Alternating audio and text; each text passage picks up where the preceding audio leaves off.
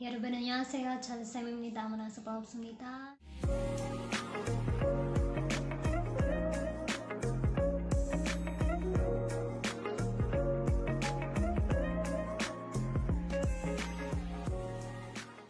Welcome back to 50 Lessons with Chalo Sam. Another lesson na naman ang pag-aaralan natin ngayon, another Korean lesson. Okay, and today we are on our 18th lesson. And sa lesson 18 na ito, another tense na naman ang ating pag-aaralan. Tenses again. But this is a different kind of tense kumpara dun sa mga simple present tense, past, and future tenses na napag-aralan natin before. And therefore, before we start sa ating lesson, of course, hindi mawawala ang Sharara!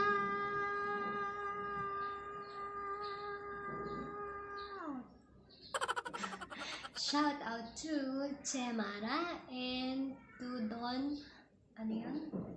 Shout out to Chemara and Don Che Hortilan. Thanks for watching. And now let's go to our lesson today.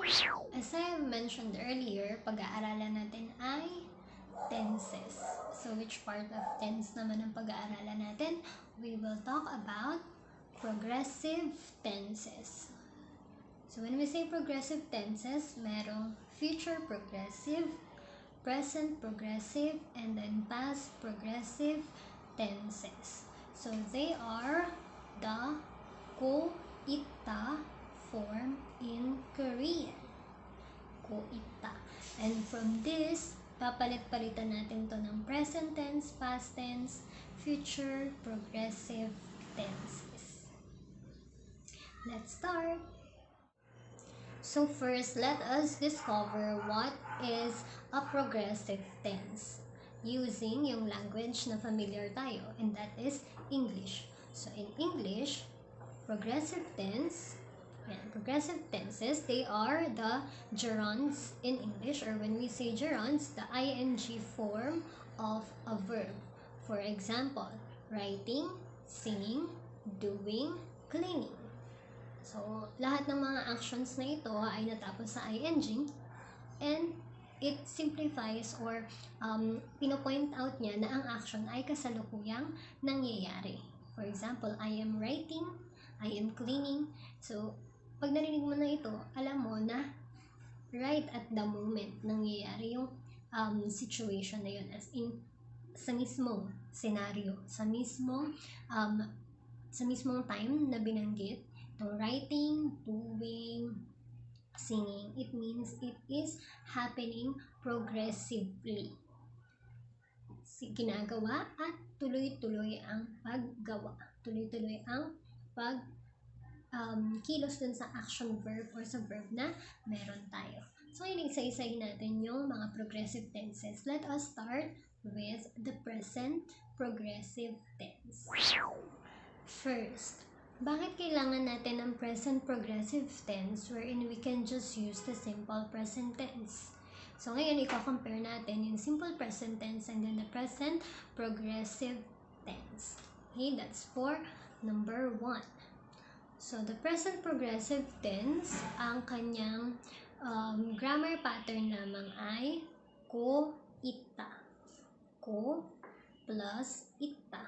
Okay? For example, the word mokta. Mokta is the verb to mean to eat, right? To eat. The action verb to eat. Para gawin natin siyang present tense, ang present tense nito ay mogoyo. Mogoyo. Which simply means I eat. I eat. I eat ramen. Ramen mogoyo. Ramyeon mogoyo. So, it means, pag sinabi mo ramyeon mogoyo, hindi siya specifically na right at that moment, ginagawa mo yung action na yon, tama? And you continuously doing that action. It's just that you said na kumakain ka ng ramyeon. Pwedeng, ang tinanong sa'yo, kumakain ka ba ng ramyeon o hindi? Sabi mo, ne, mogoyo, ramen mogoyo. Yes, I am eating ramyeon. But it doesn't necessarily mean na right at that moment na tinanong ka ay ginagawa mo yung action na kumakain ng ramyun. Tama? Ngayon, progressive tense, dun papasok ang use niya.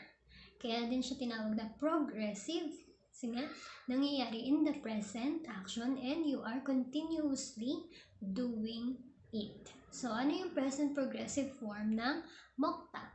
That is, mokko itta or mokko isoyo. Mokko isoyo.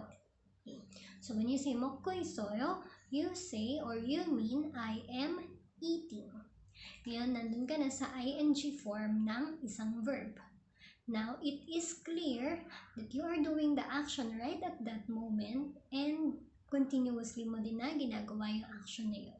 So, yun yung pinag-aiba ng simple present tense and then ng present progressive form ng isang verb. So, paano ba natin nakuha si mokko isoyo? So, nakuha natin siya sa pamamagitan ng pattern na verb stem plus ko itta. Ang verb stem ng mokta ay mok plus ko itta. So, walang space between the verb stem and mok. Magkatabi sila. Ang may space is between ko and itta. Okay? So, mokko itta. Present tense, mokko isoyo. Isoyo. Mokko isoyo. So, this could be our example for the present progressive tense. Gawa tayo ng second example. For the second example, let us use the verb 청소하다, which means to clean. In its present tense, it's just 청소해요. 청소해요. Right? I clean or clean. But, pag naging present progressive na siya, that will become 청소하고 있다. 청소하고 있어요. For example, tinawagan ka ng iyong 친구. Tapos sabi sa'yo ni 친구, 지금 뭐해? What are you doing now? Then you can answer, 청소하고 있다. Or 청소하고 있어. I am cleaning. Right at that moment, ikaw ay naglilinis. So, those are the differences. So, pag sinabi mo namang the present tense lang na 청소해요, pwede nga maging scenario niya is someone ask you, do you clean? Do you clean? Naglilinis ka ba? 네, 청소해요. 청소해요. Yes, I clean. I do clean. But if you want to say na naglilinis ka right at this moment, nangyayari talaga siya ngayon and you're continuously doing that ngayong moment na ito, you will just use the ko itta form. So, 청소하. So, notice that we did not change the hada form to heyo. Instead, tinanggal lang natin yung ta dun sa 청소하다. And then, it left us with 청소하 plus ko 있어요. Plus ko 있다. So, you now have the present progressive of 청소하다, which is 청소하고 있다. 청소하고 있다. Cleaning. ing form. Right? So, that's for the present progressive tense. Ngayon, paano naman kapag ang gusto mo i-point out is yung action na ginawa mo kagabi or ginawa mo ng isang araw or ginawa mo ng nakaraang pa is continuously pa rin na nangyayari ngayon sa kasalukuyan. So, doon papasok ang past progressive tense. Simple lang yung gagawin natin for the past progressive tense. All you just have to do is to conjugate to the past tense yung ko itta. For example, this time ang gamitin naman natin is 공부하다. 공부하다, which means to study. In its present tense, it is just 공부해요. 공부해요. But if you want to say naman sa present tense, I am studying. Right now, studying right now, that is 공부하고 있어요. 공부하고 있어요. 공부하고 있어요. But if you want to say na kahapon pa, simula kahapon ka pa nag-aaral, at hanggang ngayon ginagawa mo pa din siya, then you can use 공부하고 있었어요. So we just simply conjugate the ita to its past tense, which is 있었어요. So to say, I've been studying since yesterday. 어제부터 공부하고 있어요. 어제부터 공부하고 있어요. I've been studying since yesterday. 여러분은 언제부터 한국어를 공부하고 있었어요? Since when have you been studying Korean? Future progressive tense. So I bet you already got an idea kung ano yung magiging future progressive tense niya. Yes, that is just the future tense of 있을, of 있다, and that is 있을 거예요. So plus ko, you have ko 있을 거예요. Gamitin natin ulit si 공부하다. If you want to say, I will study hard tomorrow and continuously do it, you can change the 공부하다 to 공부하고 있을 거예요. However, it is, take note of this, it is more common for Koreans to use the simple present tense rather than the simple future tense rather than the future progressive tense. So, for example, ang gusto mong tanungin is, what are you going to do tomorrow? 내일 뭐 할 거예요? What are you going to do tomorrow?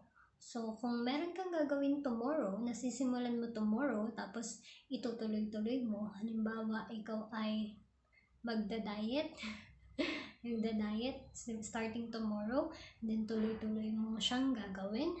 Yes, you can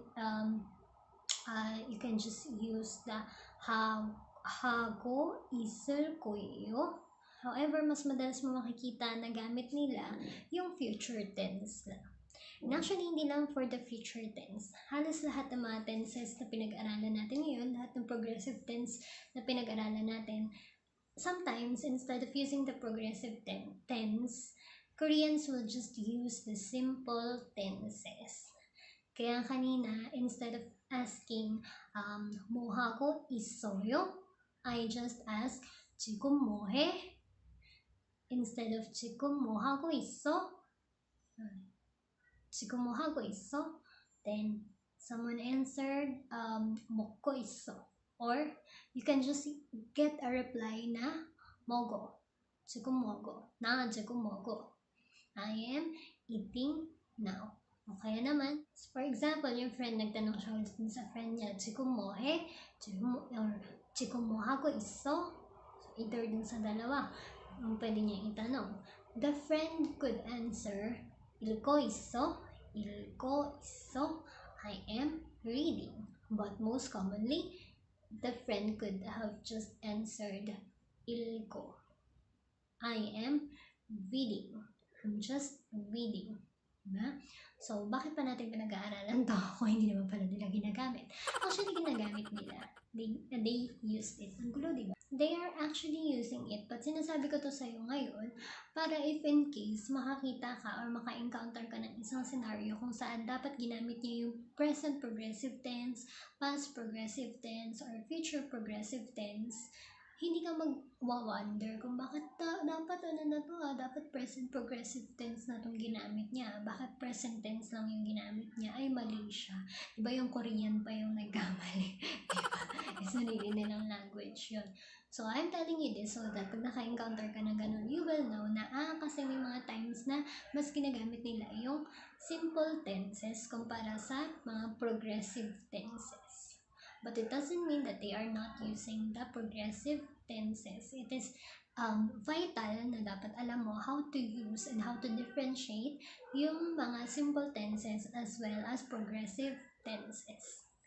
Now that you know this one, you can tell your friends, you can speak to your Korean friends kung ano yung mga bagay na gagawin mo ngayon and probably gagawin mo hanggang bukas, or ano yung mga ginawa mo kahapon na ginagawa mo pa rin hanggang ngayon, or what are you doing right now. Okay? And before this vlog ends, I would like to tell you a good news. Goodness. Who wants some good news? So the good news is, if you will visit Anyong English Language Tutorial Center, makikita mo na meron silang 2021 special promo for Korean language program. Ano yun? What's the deal? What's the catch? So you can join a group class, Korean group class, for only 65 pesos per session. Imagine, girl, 65 pesos isang session. Diba? Natuto ka na. So, ang original rate niya is 250 pesos per session sa one-on-one class. But now you got the offer of 65 pesos per session. So, upon enrollment, dapat naka-minimum of 10 sessions ka kapag nag-enroll. Paano talaga nag-isang klase ka ng 65 na talaga, diba? So, ayan. And who will be your teacher? Naku, ang ganda ng teacher mo, Danday. Walang iba kundi si Chella Sam. Ayan. So, ano pa hinihintay mo? Enroll na! Kita-kits sa class. For more infos regarding that promo, kindly visit this page below. And the page of Anyong English Language Tutorial Center. And magkita-kita tayo there. Babush! Oops. And don't forget to like and subscribe.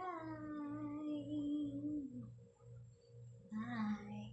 안녕히가세요. Bye bye. Past progressive and future for ano ba ang bulol ko?